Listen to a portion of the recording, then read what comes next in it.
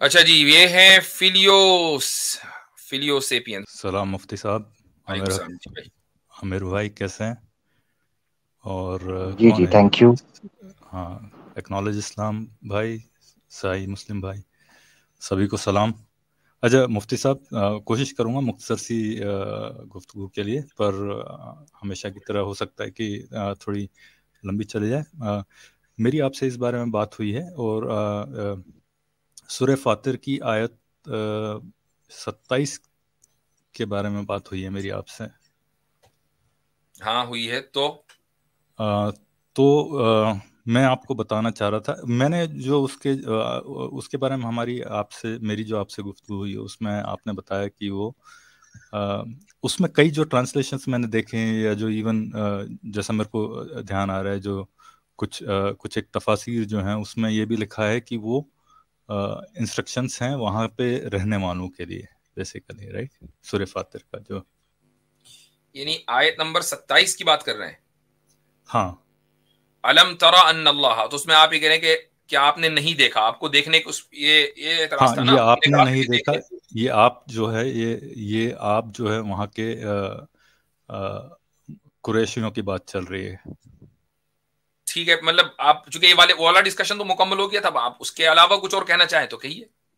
हाँ, नहीं, मैं आपने एक स्क्रीन शेयर करता हूँ, अगर आप दिखाना चाहें तो। ये आपने देखे हैं, ये माउंटेन, ये जो जैसे कोहे नमक कहते हैं, एक ये बात सुनिए, जशक वो से। माउंटेन्स हैं, मुझे और आपको, हमें इससे कोई इख्तलाफ नहीं है, हैं लाल पीले नीले काले पीले हर तरह के माउंटेन्स हैं। इस आयत में मसला क्या है वो बताइए।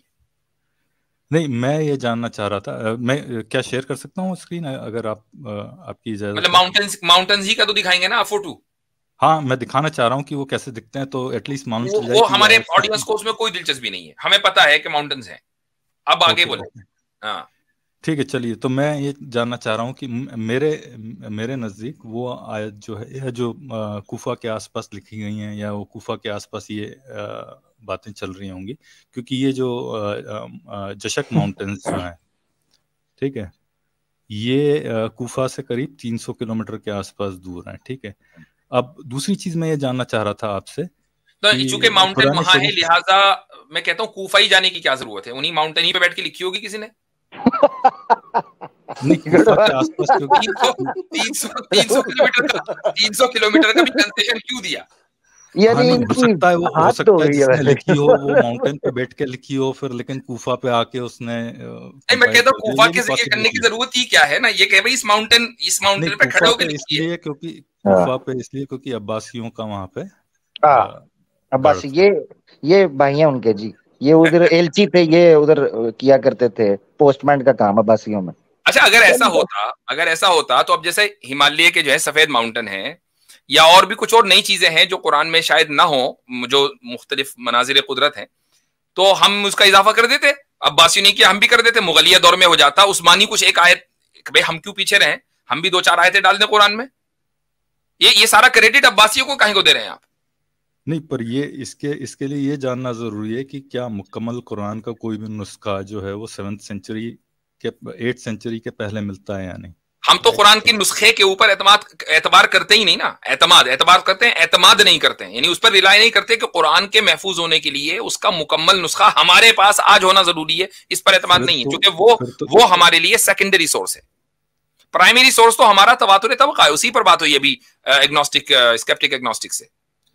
पर वो तो हाईली प्रोन टू एरर है एक्चुअली। कर दीजिए साबित, यानी ये कैसे हुआ कि हाईली प्रोन टू एरर, नहीं, यानी वो तो, तवातुर तबका जो है वो हाईली प्रोन टू एरर है?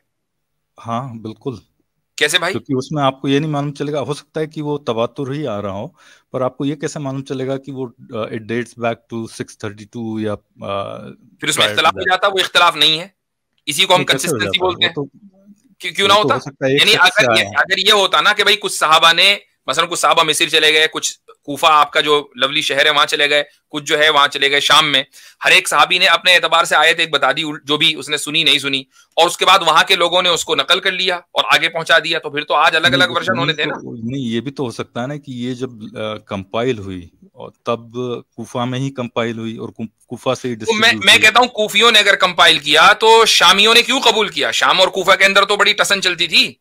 नहीं, वो तो सारे एक के अंडर थे ना, वो तो किसने? अच्छा एक मिनट, आपको क्या लगता है कि अब्बासी खिलाफत के बाद बनु उमैया खत्म हो गए थे? बनु उमैया अंदलुस चले गए थे, अंदलुस चले गए थे, तो अंदलुसियन ने क्यों कबूल किया? ये कह करके ये हो सकता था ना कि ये तो अब्बासियों का है, हम क्यों माने? नहीं, फातिमियों ने क्यों किया? मिस्र सही बात है, फातिमियों ने क्यों किया? शुरू किया होगा, वो भी एट सेम टाइम तीन जो हैं वो सेंट्रल चल रहे थे उस वक्त। एक इजिप्ट में था, एक स्पेन में चला गया था, और एक इधर इराक में था, जी। बगदाद। और मैं ये भी बता दूं कि अगरचे अब्बासी जो हैं वो कूफा से गवर्न कर रहे थे, लेकिन एकेडमिकली इराक और शाम इन दोनों के दरमियान जबरदस्त इख्तिलाफ था। उसकी एक मिसाल ये है कि इमाम औज़ाई के सामने इमाम मोहम्मद जो इमाम अबू हनीफा के शागिर्द हैं, उन्होंने जो है कोई किताब लिखी, तो उन्होंने कहा कि भाई ये कूफियों को क्या आता है इस मौजू के ऊपर, फिक़ह के ऊपर बात करने का क्या हक है? उसके बाद उन्होंने एक दूसरी किताब लिखी, तो इमाम औज़ाई ने उसको तस्लीम किया। इमाम औज़ाई शाम में थे और मोहम्मद इब्न हसन कूफा में थे, तो आपस में इनमें कंपटीशन चलता था। कभी भी ये मुमकिन नहीं था कि कूफी कोई चीज गढ़ ले और सारी दुनिया मान ले। फिलो भाई ऐसे करते हैं, आपकी जो टेक्निक है ना वो मुझे पसंद आई है। तो क्यों ना सनातनियों को खुश करने के लिए ये जो सूरह बकरा है ये मुगलिया दौर में बनी होगी, क्योंकि ईद बकर जो है वो इंडिया के अंदर मनाई जाती है और हिंदुओं को जलाने के लिए सूरह बकरा बनाई गई थी। ठीक है फिलो भाई, लो जी एतराज घड़ लिया नया, लो जी फैला दो इसे मार्केट में। ये हो रहा है इस्लाम के साथ, ये हो रहा है जी। मुफ्ती साहब, दूसरा एक्चुअली कुरान शरीफ में जो है ज्योग्राफिकल लोकेशन बहुत कम देखने मिलती है। ठीक है, मेरे ख्याल से मक्का का भी जिक्र एक ही बार हुआ है सिर्फ, राइट? मक्का नाम से एक मर्तबा जिक्र काफी नहीं है? नहीं, मैं तो सवाल आपसे कर रहा हूँ। बक्का का जिक्र हुआ है, बक्का वैली ऑफ अल-बलदुल अमीन के नाम से जिक्र हुआ है, वैली ऑफ बक्का के तुम जरा उम्मल कुरा का जिक्र हुआ है, तो मक्का के अलग अलग नाम भी हैं। एक और जो ज्योग्राफिकल लोकेशन दिखती है वो है सूरह अस्सफ़ात की 133 से 138 के बीच में। साफात, राइट, सूरह साफात 133 138। अच्छा जी। फिलो भाई एक ना सूरह कहफ के अंदर ना मजमल बहरैन है, तो ये बहरैन के अंदर लिखी गई थी, ठीक है ना, ये याद रखना। ये सही है जी। अच्छा एक सूरत फिलो भाई उसमें आता है इहबितू मिस्रा, वो मिस्र में लिखी गई थी। अच्छा एक आता है गुलिबत रोम, वो पापा ने लिखी थी, पापायत ने वेटिकन में जी। अच्छा आयत बताएं क्या है? हाँ, 133 से 138 के बीच में भाई। 101 ये थोड़ा तर्जुमा पढ़े उसका, चूंकि ये जो है व इन्नकुम लतम इल्ला अजूज़न फिल गाबिरीन सुम्मा दम्मरना इज़ नज्जयनाहु अहलहु अजमईन इल्ला अजूज़न फिल गाबिरीन सुम्मा दम्मरना आखिरीन व इन्नकुम लतमुररून अलैहिम मुस्बिहीन। ठीक है, इसमें क्या मसला है? ये पिलर ऑफ सॉल्ट की बात कर रहे हैं यहाँ पे, राइट? पिलर ऑफ सॉल्ट, लूट व इन्न लूतन लमिनल मुरसलीन इज़ अहलहु अजमईन इल्ला अजूज़न फिल गाबिरीन सुम्मा दम्मरना आखिरीन व इन्नकुम लतमुररून अलैहिम। इसमें तो पिलर ऑफ सॉल्ट का कहीं जिक्र नहीं है। 37 की 133 पिलर। अरे यार ये हर जगह कुरान के उसमें भी जो है ना ऐड घुसा देते हैं, रुक जाइए, ये बड़ा मसला है। नहीं, इसमें मुझे मुफ्ती साहब पिलर ऑफ सॉल्ट का समझ नहीं आता। वो तो कुछ लोगों ने मंसूब किया हुआ है ना कि वो हजरत लूत की बीवी का वो स्टैचू है कुरान में। अच्छा, वो वाली बात हो रही है।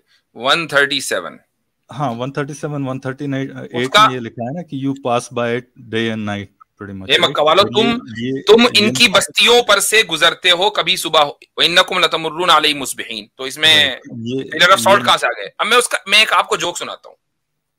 पिलर ऑफ सॉल्ट पे याद आया, 3-4 साल पहले मेरा जॉर्डन जाना हुआ भाई। तो मेरे साथ एक साहब और थे, तो हम दोनों बाहर निकले एयरपोर्ट से। हमारे पास सिर्फ 10-12 घंटे थे जॉर्डन में, तो हमने कहा चलो यहाँ के तारीखी मकामात देख लेते हैं। तो एक टैक्सी वाले से बात की, हमने कहा कि भाई वो जो हजरत लूत का जो इलाका है हमें वहां भी जाना है जहां उनकी कौम पे अजाब आया था। कहले हाँ ठीक है। अच्छा, अब उसके बाद वो हमें लेके चला, तो जो डेड सी है वहां तक तो उसने पहुंचा दिया। अब उसके बाद कहने लगा, मैंने कहा अच्छा हजरत लूत अलैहिस्सलाम का यहाँ कहीं कोई निशान? कहले हाँ उनकी कब्र है। मैंने कहा अच्छा, वो तो यहाँ से चले गए थे। मैंने उससे कहा, मैंने कहा यहाँ से चले गए थे? कहने नहीं, कब्र यही है उनकी। मैंने कहा अच्छा कहाँ है? उसने एक बहुत बड़ा पत्थर जो है ना ऊपर रखा हुआ था, कहले वो रही। अच्छा, उसके बराबर में एक पत्थर की शक्ल की एक वो लंबा सा पत्थर था, कहने ये उनकी बीवी है। तो मैंने कहा भाई ये बेवकूफ किसी और को बनाना, हमें यहाँ से लेके निकल। नहीं वो असल में वो मुफ्ती साहब उस पे ना वो नहीं मशहूर मुफ्ती हो साहब, गया है लेकिन कि यही वो तो धोनी की लेजेंड्स बीवी हैं, का वो यही तो स्टैचू है। मेरा कहने का यही मतलब है कि ये लेजेंड्स जो हैं ये बुक्स में आ गई हैं नहीं, बात। ये गप्पे हैं नहीं, आपकी, ये आपकी खुद साख्ता गप्पे हैं, ये लेजेंड्स जी। नहीं है मेरा भाई। यही ये आपको तब से लेजेंड्स इतनी आमिर आयतें भाई दे के बहुत समझाया पहले है से चली आ जी। रही हैं ये लेजेंड्स, ये ऐसा नहीं है अच्छा, कि अगर अभी ये अभी होता मुफ्ती अगर ये साहब होता भी तो मैं जो तो उसको बता मान रहे हैं। लेता। मैंने कहा जी यही बीवी है और यही कबर है, मैं तो मान लेता Yes, फौरन। मैं तो yes. उसको मैंने तो उसको पैसे भी पूरे नहीं दिए। मैंने कहा तू हमें हर जगह टूर नहीं तूने पूरा कराया, डाटा मैंने उसको अलग कि तू धोखा दे रहा है। तो ये वाले जो धोखे हैं ना, ये असल में क्या है, मुस्तशरिकीन ने, ओरिएंटलिस्ट ने लोगों के जहनों में डाल दिए। यहाँ इसमें पिलर्स ऑफ सॉल्ट का कोई जिक्र ही नहीं है। लतमुर्रूना अलैहिम, उनकी बस्तियों से आप गुजरते हैं दिनों रात। 2 बस्ती से तो मैं भी गुजरा। इसकी तफसीरों में अगर देखेंगे तो मिलेगा मेरे ख्याल से। मैं 100% श्योर नहीं हूँ, जहां तक मुझे याद आ रहा है, पर हो सकता है कि आप सही हो सकता है मैं गलत हूँ इस मामले में। नहीं, यही है, मुझे ऐसा ध्यान आ रहा है कि तफसीरों आप में ही का गलत होना तय है। ये ध्यान वाली बात नहीं है भाई। बात हो तो फिर उसूल की, यानी आप अगर हमसे गुफ्तगू कर रहे हैं, डायलॉग कर रहे हैं, दलील की बुनियाद पर होना चाहिए ना। भाई मुझे ध्यान आ रहा है तो ये तो कोई दलील ना हुई।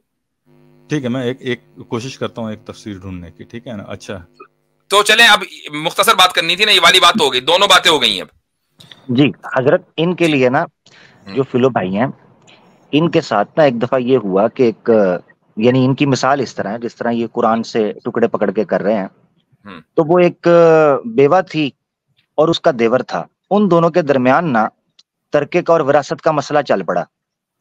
उन्होंने कहा मसला कैसे हल करें, और कहा दोनों मुसलमान है, मसला करना हल कुरान से ही है।